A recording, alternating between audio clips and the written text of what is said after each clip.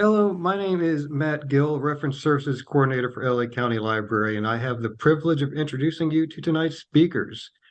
Leading tonight's conversation is our Library Director, Skye Patrick. Skye Patrick was appointed Library Director, LA County Library Director in 2016. In her role, she is responsible for the library's 86 libraries, 15 vehicle mobile fleet, and resources that are used by more than 3.4 million customers across LA County. Skye is committed to breaking down barriers and increasing access for all. In addition to helping LA County Library go fine-free and initiating several other services to help provide more access and opportunity for customers, Skye launched the library's I Count Equity Initiative, which ensures library services and programs address the needs of LA County's diverse communities. Under Skye's leadership, LA County Library received the 2023 National Medal for Museum and Library Service, the nation's highest honor given to museums and libraries. Skye continues to reinforce the library's role in the community as a civic and cultural center, a hub for public information, services, and discourse, and an institution of literacy, innovation, and learning. Tonight, Skye will be interviewing James Spooner, film director, author, illustrator, and tattoo artist. James directed the 2003 documentary Afropunk, which premiered at national and international film festivals, including Toronto International and the American Black Film Festival. He co-founded the Afropunk Festival, an annual celebration featuring music, film, fashion, and art produced by alternative Black artists. He is the co-editor of Black Punk Now, an anthology of contemporary nonfiction, fiction, illustrations, and comics that collectively describe punk today and give Black punks a wider frame of reference. His 2022 memoir, The High Desert, won the 2022 American Library Association's Alex Award and the 2023 Cartoonist Studio Prize for Print Comics.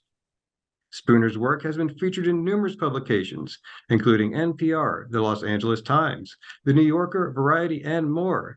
Welcome, James. And Skye, we'll now hand the program over to you. Thank you, Mr. Spooner, for joining us. Matt, I definitely think you have a secondary career in radio announcement. That was perfect. James, before we get started, I'm going to go ahead and do our land acknowledgement, which is customary here for LA County. The County of Los Angeles recognizes that we occupy lands originally and still inhabited and cared for by the Tongva, Kataviam, Serrano, Quiche, and Chumash peoples. We honor and pay respect to their elders and descendants, past, present, and emerging, as they continue their stewardships of these lands and waters.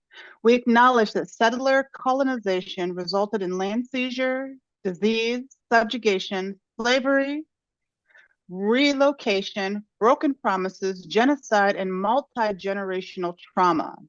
This acknowledgement demonstrates our responsibility and commitment to truth, healing, and reconciliation, and elevating the stories, culture, and community of the original inhabitants of Los Angeles County.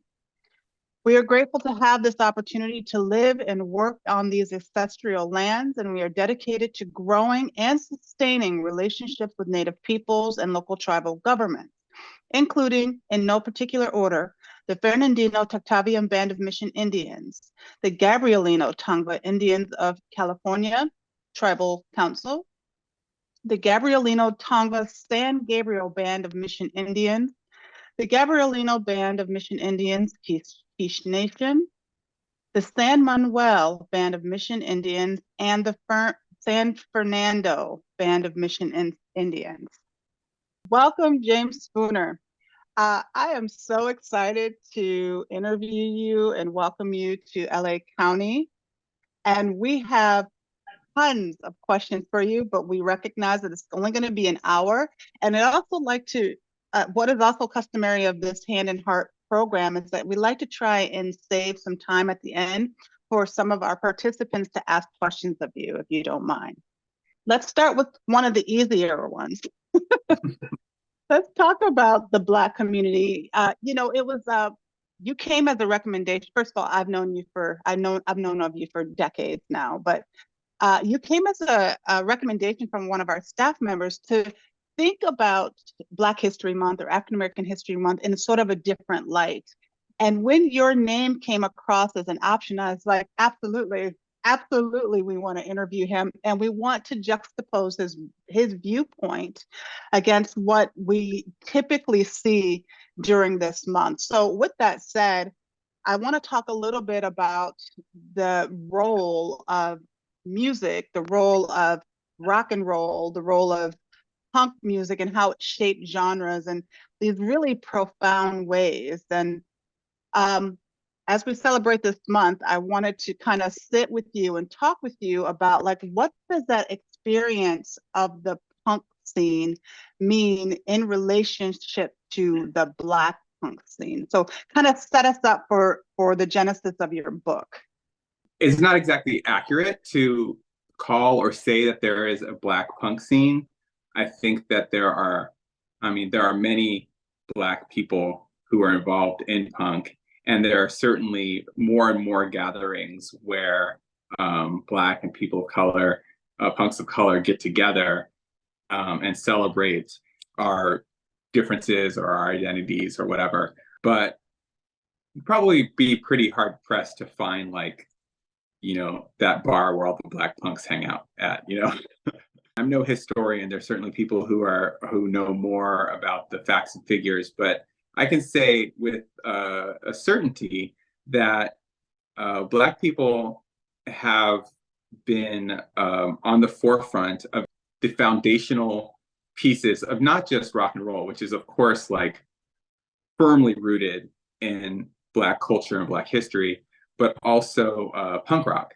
And people who are not familiar with punk or its offshoots like hardcore might not understand or even think that, like, going back to proto-punk, like to, we might know names like Iggy Pop or the MC5, but there's less conversation about the band Death, who was around in Detroit at the same time in the early 70s. And when their album was kind of unearthed in the early 2000s, it was like, holy moly, this is punk before punk, and it's three Black guys from Detroit playing at the same time as MC5 and Iggy and the Stooges, who are credited as the kind of godfathers of punk. So it's like, oh, Black people were doing it right at the beginning. Let's go to England, and we talk about, I'm going chronologically here. So we're in England, and we're talking about, like, the early days of the Sex Pistols and the Clash. You have people like Don Letts, who was there in the early scene. He was the original DJ who played at all the punk gigs and is literally responsible for introducing reggae to the Clash, introducing Bob Marley, the person, to the band members of the Clash, and is foundational in, creating so much culture around punk and introducing it to England, and still is today.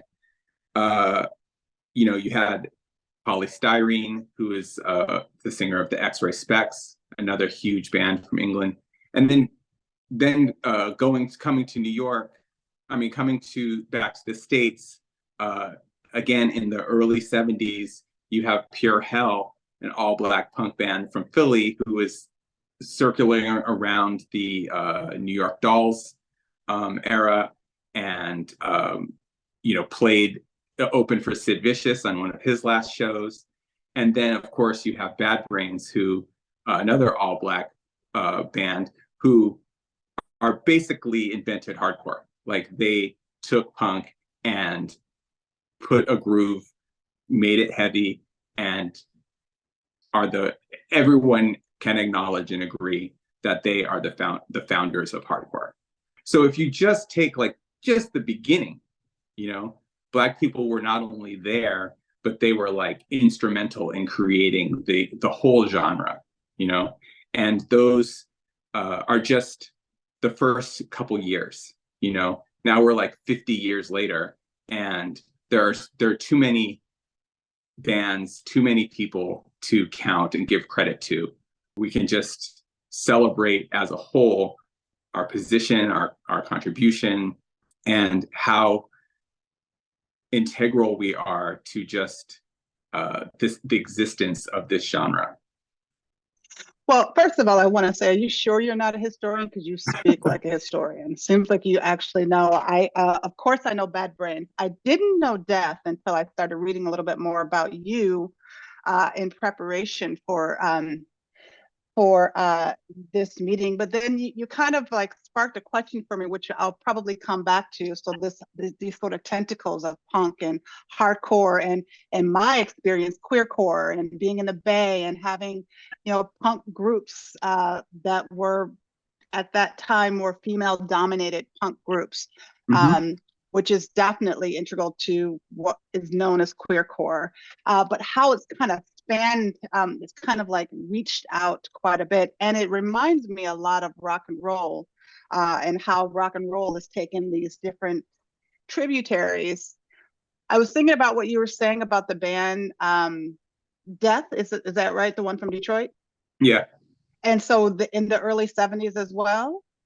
Yeah, they were, I don't remember exactly, but they were like, if the birth of punk is 70, 76, 77, they were before that.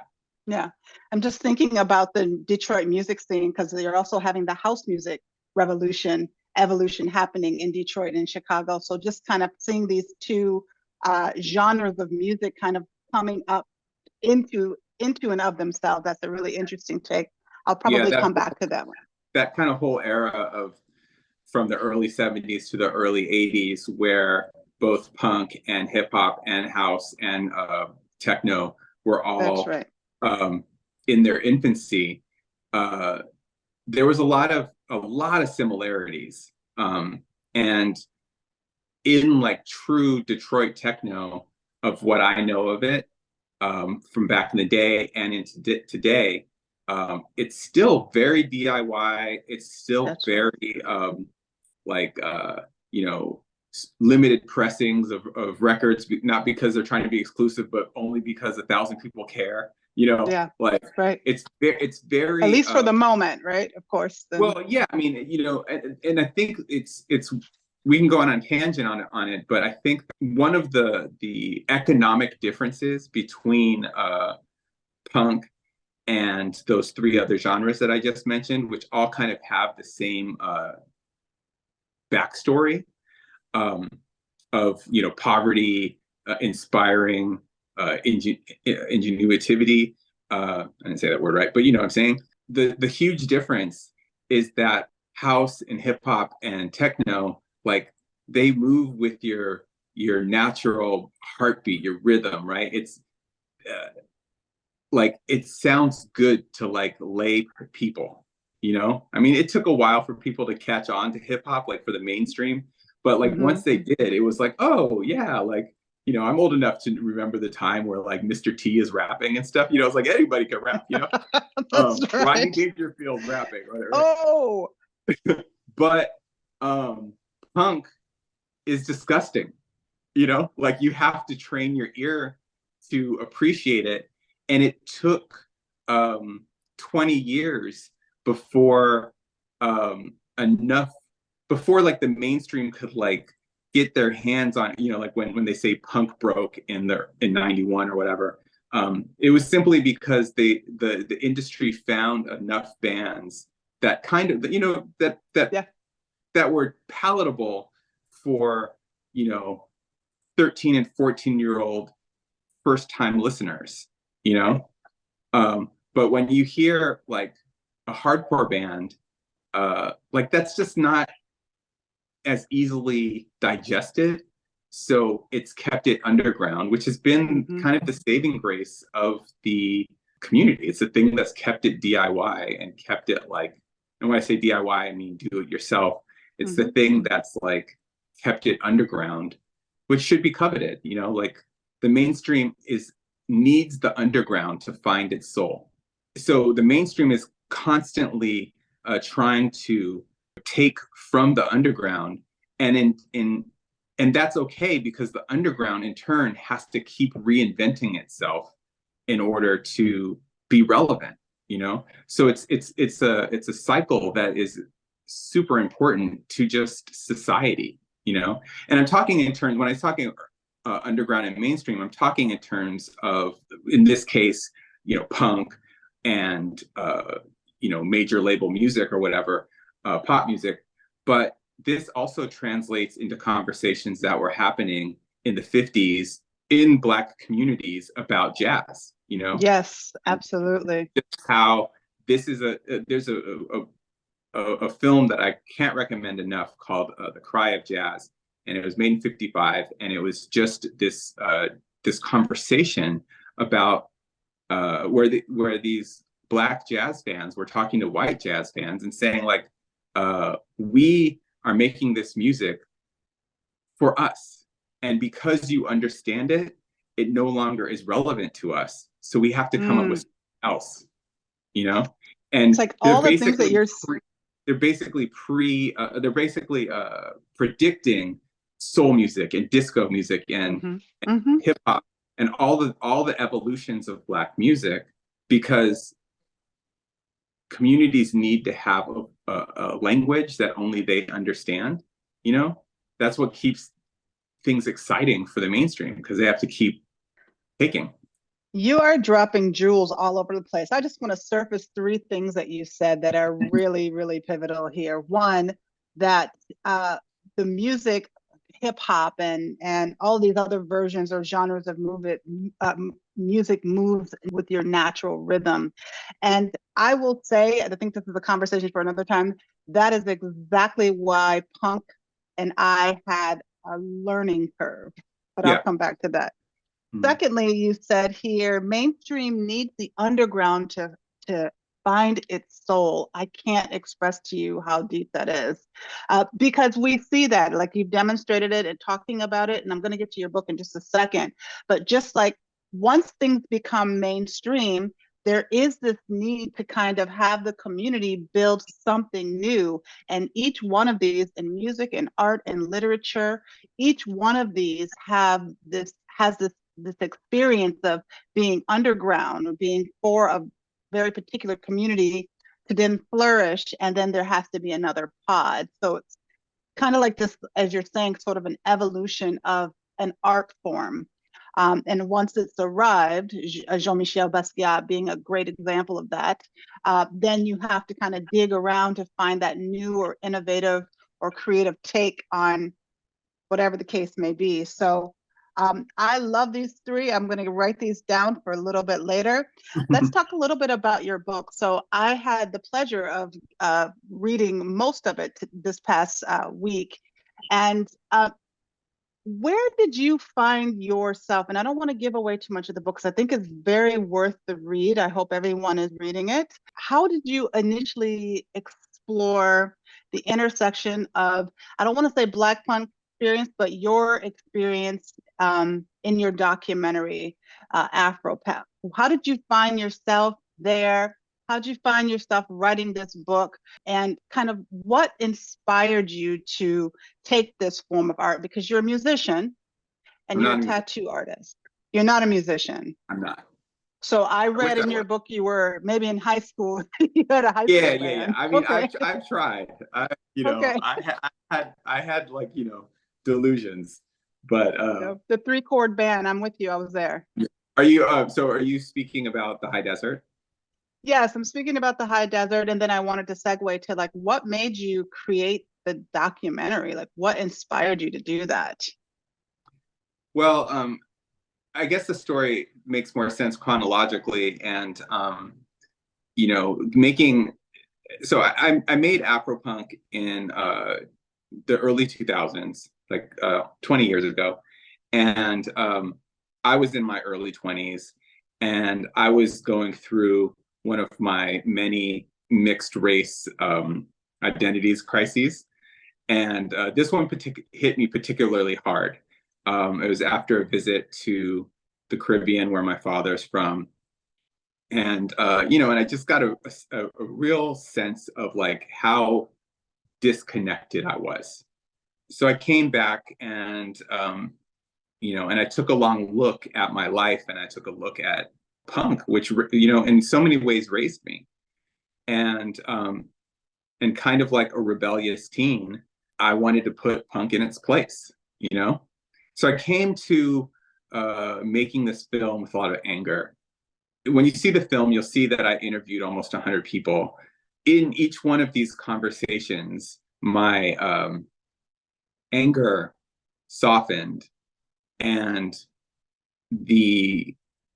because I was witnessing the beauty and I began to celebrate our experience, you know, and I felt validated by these other people's experiences, you know. So just on a very selfish personal level, talking to all of these different Black punks from across the country and having a conversation that at the time I felt only Black punks could have, I came out of that experience like kind of healed, you know.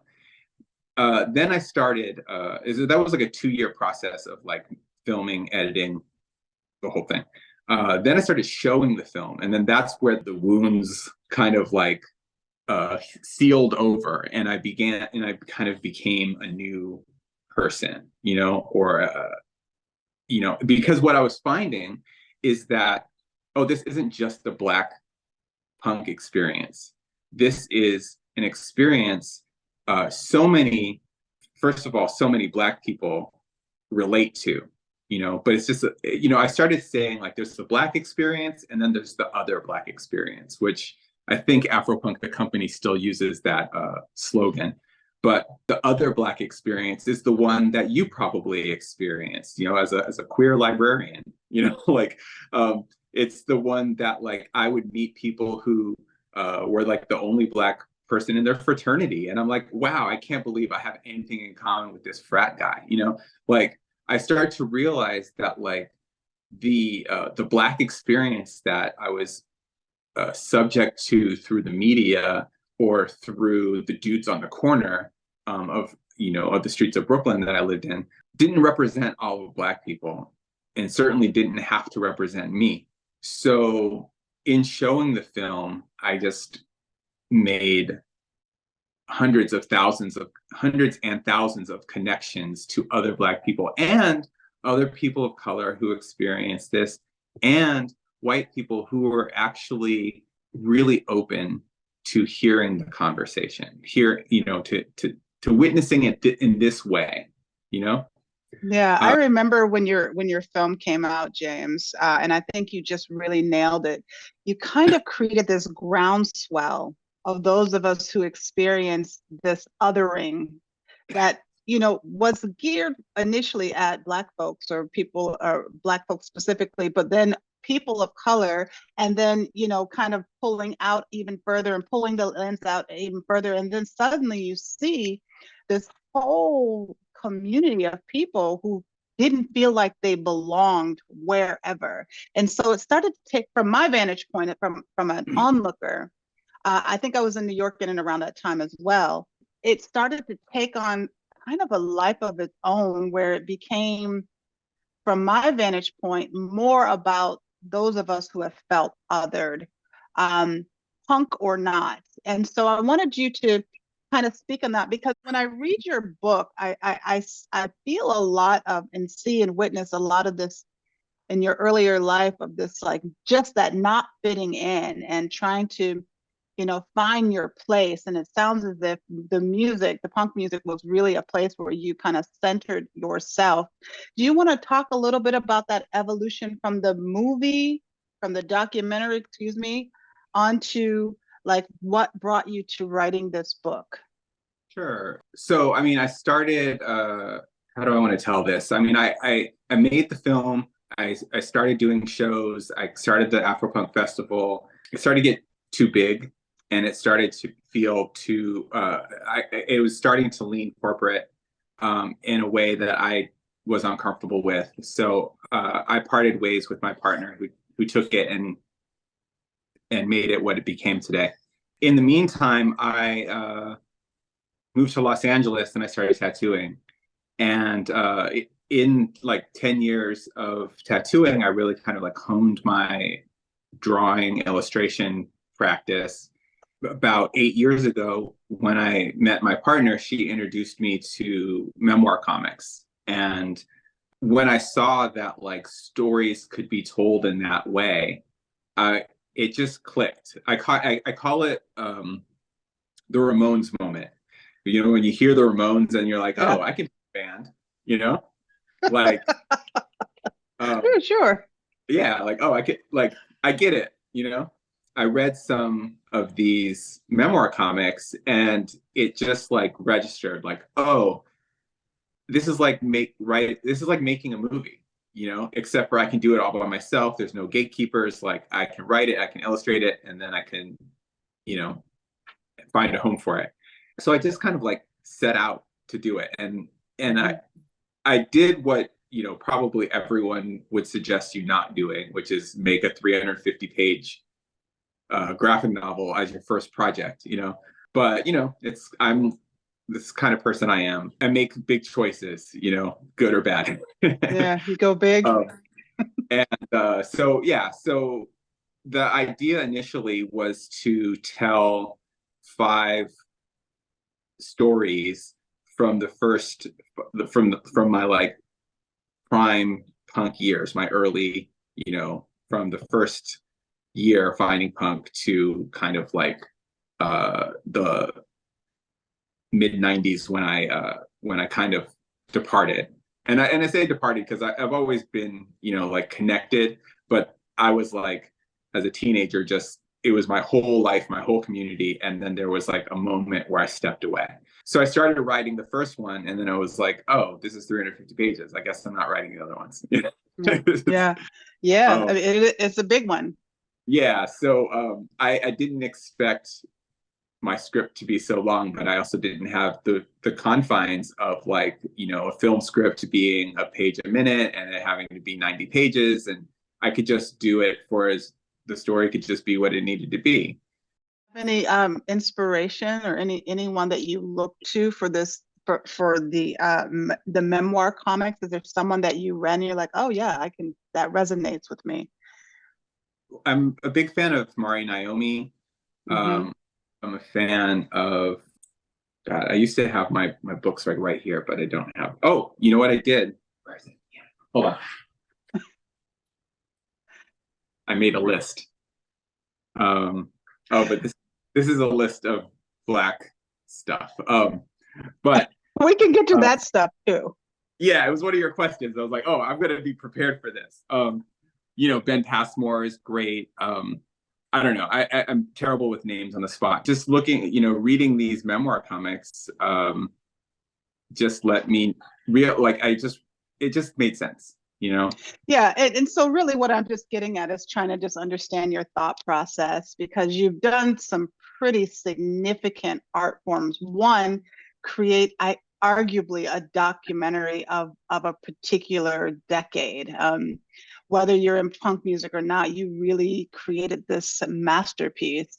And then you now have moved into this other genre, this literary genre. So I was just trying to like understand your thought process. But James, I promise I'm going to get back on script. I tend to go off script. No, Okay, it's fine. let me get to the question. Yeah, I mean, let's talk a little bit about intersectionality, and race, identity, and culture, and the impact of the experience in the Black individual punk scene. Do you want to? You kind of talked about that, but do you want to add anything else to that question? as it relates to punk Yeah, rockers? that's right. Yes.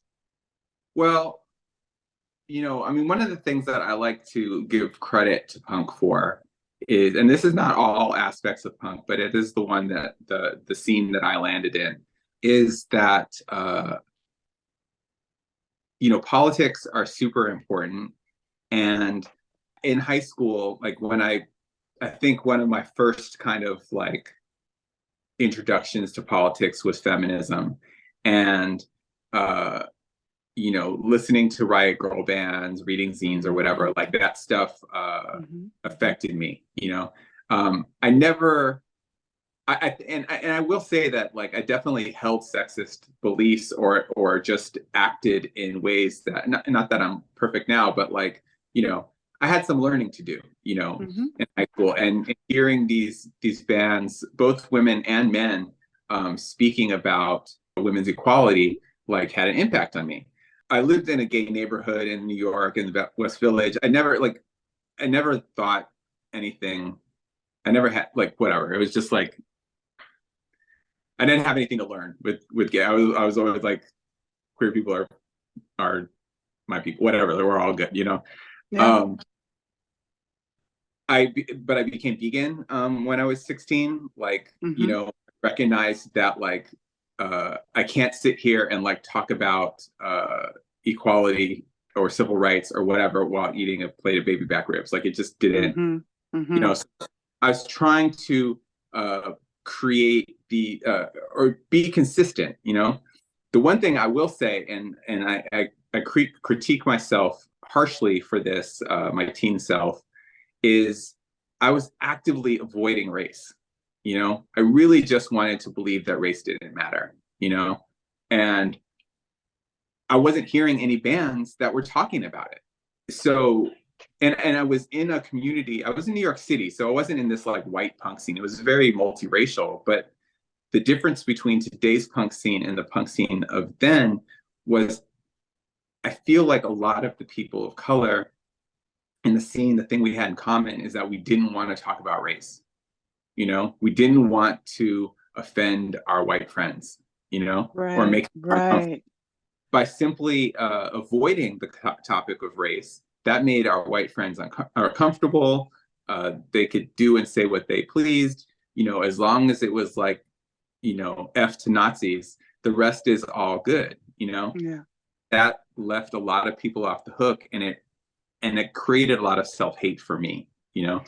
I So going I back I to I that, caught that in your book, a couple of sections in your book, and you know, again, if I could write a book to my former self, I think I'd have a lot of the same sort of reflections, right? Because as you live, you learn. But I did see that in your book where you were really kind of not so much grappling with, but just placating to your community because again it goes back to me for that sense, that need to belong someplace. And so yeah, many of us, myself included, you excuse the behavior of a particular group because you want to belong someplace. And I think that that's a pretty powerful moment for you today as a grown man to be able to reflect on your former self and just acknowledge that that's where you were and that's not where you are today. And so the evolution continues to happen. I think you just talked about it with your feminist perspective that you had. I mean, all of us, even women or people who identify as female, have some self-hate and some anti-feminist beliefs that we've all had to kind of work through over time. And that's the beauty about evolving, and your art kind of squarely associates a moment in time. And as you create more, I'm sure the next time we see you in 10 years, you'll have some reflections on what you're doing today and what you might be doing differently forthcoming. I wanted to ask you about the film and the book. So I've already kind of like sung your praises, but do you really understand the impact of your film and the community and the books and the punk community and the broader kind of cultural conversation? There's no, as I started out, James, there's not a mistake that we're bringing you here for African American History Month. Do you see the broader impact of the work that you've done? And if so, like, what does that mean for you, or does it mean anything? oh, thank you. I think that like, I mean, I recognize that Afropunk, the film, has saved lives. And I think as an artist, that's like the highest praise. I tend to think that some of it was luck, some of it was right time, right place. Like when you were describing the time when Afropunk came out and how you were paying attention, and like we were in the height of like capitalist jiggy era, you know? Yeah, That absolutely. was like for Black people, it was so limiting. It's like you're either one of two people. You're either like a puffy, you know, popping bottles kind of Black person, or you're like an Erykah Badu kind of boho person, right? And you Yeah. better pick. Or So, it'll be so picked for you. yeah, yeah. And so many of us were like, well, I guess I'm like neo soul then, you know, and you kind of Yeah. like run in that lane, but it also doesn't feel exactly right for various reasons or whatever. That's right. And I felt like Afropunk could have been a different lane, like a third lane. And I really worked hard in those early years to try to like give that option, this option that was very queer friendly, this option that was like asking for something else, allowing for something else, you know, just expanding. I remember in my 20s, all I said is I would just expand the notions of Blackness, you know? And I wasn't the only person. It was like at the same time, when I look at like a year like 2008, I'm thinking about Pharrell and his nerd band. That's right. That's You know, right. Skateboard P. I'm thinking of that song Kick Push that got so many kids into black kids into Yeah. skateboard. That's I'm right. thinking about like Outkast and Hey Ya and like, you know, and I'm thinking about like Yeah. Party Like a Rock Star, totally, dude. And I'm thinking about like, you know, Lil Jon doing a song with Bad Brains. And like, I mean, there was just this moment where like Timberland is remixing the Rapture. You know, there's just this moment where it seemed like Black people were like, yo, I'm done popping bottles. You know, I'm done pretending like I have money. And I think that like that moment kind of exploded Blackness for a generation, you know. And I recognize that Afropunk, both the film and the festival in its infancy, were like part of that.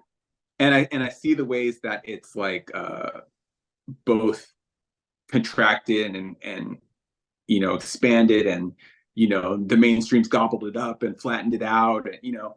But you know, I mean, like Kanye wearing pants that fit like changed the whole game. You know what I'm saying? Like, it just 100. it just allowed Black people to wear pants that fit again. So yes, I think that Afropunk is part of that, and I'm so proud. It's also like crazy that it's not streaming anywhere except for on my website. Like, you know, it's funny that you say that because I saw bits and pieces of it now 20 years ago, and I was like, oh, let me find it. So I started looking for it, and I couldn't find it. well, It part makes of me that wonder, like, what's happened with the established Afropunk. yeah, part of it was like an ongoing like battle with them, and that's like just like they're so far removed from anything that, I mean, what people don't know because they don't advertise is that Afropunk is currently owned by Essence Magazine. You know, it's like the billionaire. I knew that. Yeah, so the billionaire who owns Essence owns Afropunk, which really just, you know, tells you how punk it is, right? And that's, you know, and it's fine. I think that argument, that battle is lost. It's like how, you know, a neighborhood is gentrified and people are all up in arms until like it's just gentrified. And it's like, well, this is what it is, you know, like this is just what that neighborhood is now. Like nobody's crying anymore. So I don't think anybody is questioning like, oh, Afropunk's not punk anymore. And I just want to say this final thing that like the bigger, more important issue, or when I talk about the mainstream and the underground and the dance that we do, is that because Afropunk became the this big establishment kind of festival, all these underground communities, real punk, like real Black punk, mostly women, were like, I'm making my own festival. And to my last count, there's 12, 13 different Black and POC festivals around the country and in Europe that are almost all exclusively run by Black women and non-binary folks. I think there's one that's run by a guy. And is the celebration, it's you know, it's like punk is reacting, and this is the reaction. We're in this world where there is a moment where it's like, oh, this is like a POC punk scene, you know? And maybe it's just for 3 days, but we have each other and we can all celebrate, you know? Yeah, I was going to kind of it may have come off a little bit of a snarky comment. It wasn't really meant to be that, but your whole like idea of the Erykah Badu's, of whom which I love. But when she was the headliner for Afropunk several years into the festival, that's for me when I knew that it was starting to shift. It had shifted. your words, but kind of grew into something else. Yeah. And then I heard through the Vine at the time that you were no longer associated or affiliated with the Afropunk festival, and that you might have been looking to do something different. Is that a fair assessment? I'm not interested in doing festivals or anything, but I do everything I can to support the ones that are happening in, I don't want to say reaction, because at this point they don't even, it's like so far gone that it's not even relevant anymore. That's right. Yeah. I think that like the year that like Jill Scott headlined, it was like, much love to Jill Scott, but like my mom that's and different. like Jill Scott, you know what I'm saying? Like, yeah. there's a, and I do too, like but it's palatable, safe. There's nothing alternative, like it's just R&B music, which is great, but that's not what I got. That's what the Essence Festival is for, which is and not to like spend too much time on it, but Afropunk is the pipeline to Essence Fest. Like that, it makes a perfect business plan. Get them young and bring them over to your auntie's fest. Yeah, it's too bad, because again, I think that you and everyone that you've mentioned earlier on really created this space of those of us who have never fit in. That it's not too bad, because what it did is inspire so much more than I could have done on my own. Those 12 festivals that are happening around the country and in Europe, like none of them would have started if there wasn't something to react against. That's right. Well, and even to have the idea, right? So even if the idea shifted into something else, it was a seed that was planted. And so that's actually where I was going to go and close out, is like, it may not have fully continued to live up to your vision, but it certainly created seeds for other visions of a similar festival. I actually add to it to say that there are, let's say if there's 80 to 100,000 people that go to that New York festival, let's just say at least half of them are like funky Black people who are looking for someplace to like be free, someplace to wave the freak flag, right? That's right. They look forward to this festival as that place to safely be weird, and bless them, because they are not, because like my aunties who go, there's no way they're going to find out about Break Free Fest in Philly. It's just not going to be on their radar, and they wouldn't even know what to Google. You know what I'm saying? That's right. So, so it opens it up. I get to be around like other Black queer people. I get to be around, that woman's got no shirt on, like that dude's got flowers in his beard. Like, I'm in utopia, So it's like we need it all. And like, I'm not, conceptually mad at what, at there being a Black Coachella. Like, I'm not mad at that, No, I hear what you're saying. I have to get to your question because we're almost out of time, but I will say, just shout out to all the other freak festivals of yesteryear, which would be, of course, Burning Man, which I spent many of my younger years there, and even the Women's Festival in Michigan, who was around for 45 plus years before they closed down for other reasons. So there were some sort of beginner festivals or the other sort of freak flag festivals around who also had to transition. So here's a question from the audience. Could you tell us how you brought Black punk now to the Punk Rock Museum in Las Vegas, and the importance of this when we talk about punk history? No, thanks. Well, that was just a cold call. I was just I saw that this museum was opening, and I just I just slid into the DMs on Instagram and was like, hey, you want to do an Afropunk thing? Or like, you want to do something about the last 20 years of Black punk? And they were like, definitely, So, from there, it was just organizing it. And I think what's important about it is the curators, the organizers of the Punk Rock Museum, I think that they had it in mind to have women and people of color like sprinkled in throughout the museum. And if you're looking, you'll see, oh, there's Alice Bagg, there's, what's the name from the Germs, like Pat Smear, like you'll see these kind of figures. Oh, there's Skeeter from Cream, like whatever, right? But is that a reaction, I wonder, to your book and film? I think that you need to be like hit with it, like it's nice to have women throughout, but I want a Riot Girl section, or I want a women in punk section so that I can just be overwhelmed by the amount of women that have been part of this community. We need a queer section.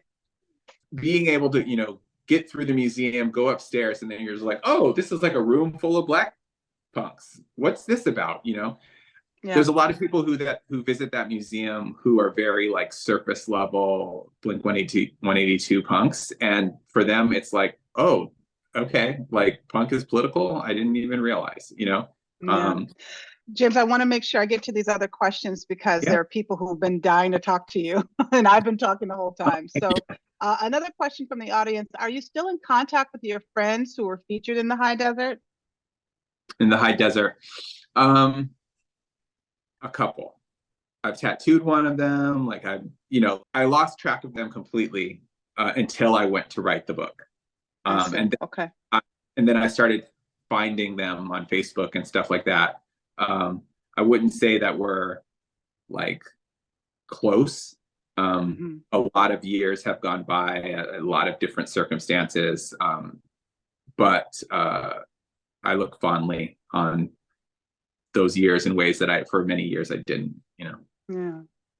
Here's another one for you. What do you think about the impact of Operation Ivy and specifically their song Unity? First of all, can you associate what Operation Ivy is for all of us? Yeah.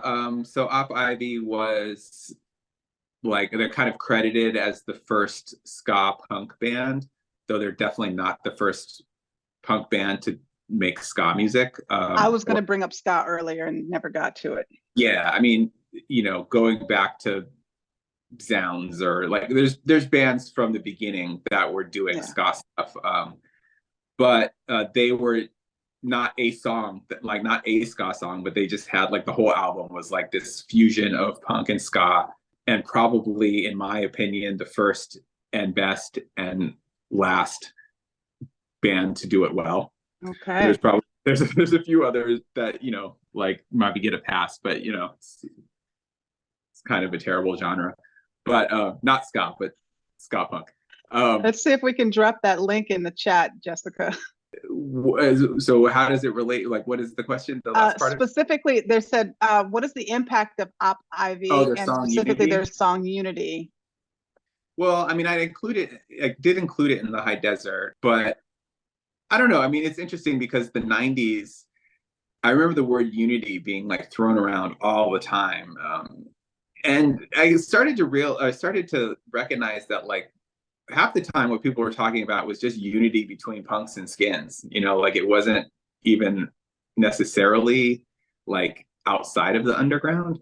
I think any song that like preaches for racial equality or harmony is not a bad song, but I also feel like there's a little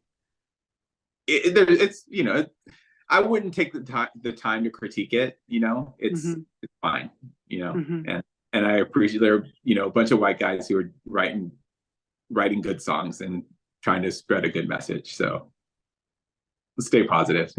I love that. Just wrap that up. James, it's been a pleasure. I want to give you an opportunity to either plug a new project or any parting last words. I still have 7 questions that I hadn't got a chance to get a hold of you, but that's for book 2. I'll be better. We'll go get coffee sometime or something. So we didn't really talk about Black Punk Now. It's an anthology of Black punk writers. It's a great book filled with all kinds of there's writing, illustrations, comics, and really goes all over the place. Like there's fantasy, like fairy tales, there's horror, there's sci-fi, there's memoir, there's interviews, all kinds of stuff. So it's really bite-sized stories, all Black punk writers. That's out now.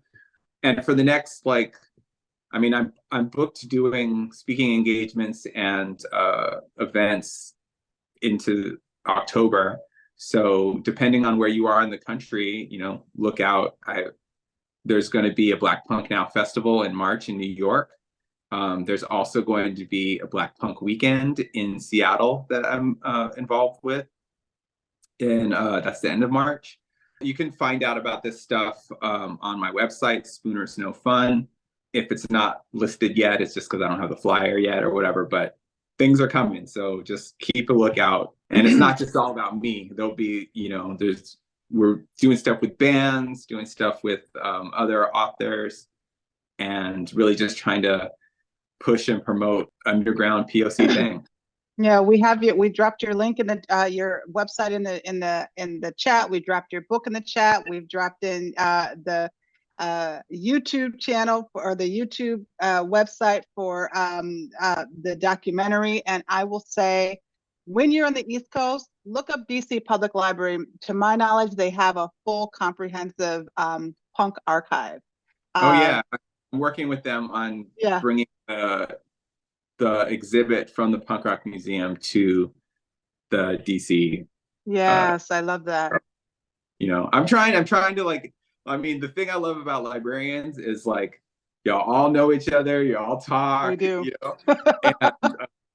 and you've all been so supportive of my work, and I really, really appreciate it. So thank you. Yeah, we're keepers of, I always say my title is not the director of the library, but the keeper of stories. And so our goal is to shine light on different kinds of stories, different kinds of people all the time, create a conversation about these different avenues of self-expression. And so with that, I thank you so much for joining us today. Thank everyone who stuck around. I know we went over a little bit, and we'll see you on the path, Mr. Spooner. Right on. Take care. Thank you.